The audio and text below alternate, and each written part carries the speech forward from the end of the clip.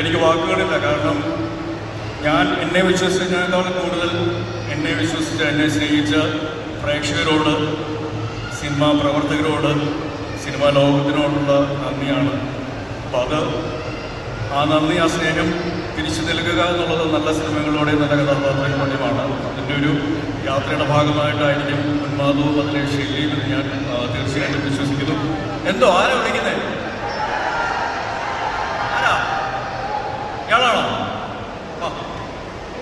വരുന്നോ? ആ ചോട്ടയും കൊണ്ട് വിട്ടോ.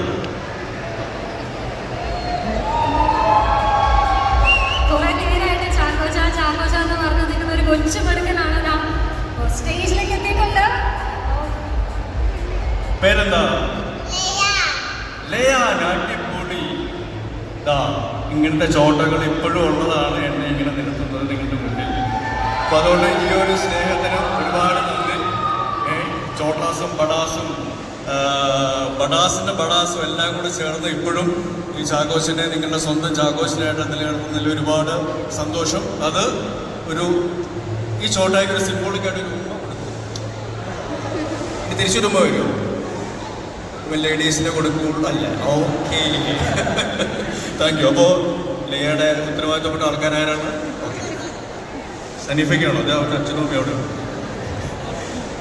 അപ്പോൾ ഈ ഒരു സ്നേഹവും എല്ലാം തന്നെയാണ് എന്നെ നിലനിർത്തുന്ന ഒരു അഭിനേതാവ് എന്നുള്ള നിലയിൽ എൻ്റെ കഴിവുകളുണ്ടെങ്കിൽ അത് ഏറ്റവും നല്ല രീതിയിൽ പ്രകടിപ്പിക്കാനുള്ള അവസരങ്ങൾ തന്നതിന്, ഇപ്പോഴും തരുന്നതിന്, നൽകുന്നതിന് നിങ്ങളോടെല്ലാവരോടും ഹൃദയത്തിൽ നിന്നും നന്ദി അറിയിക്കുന്നു.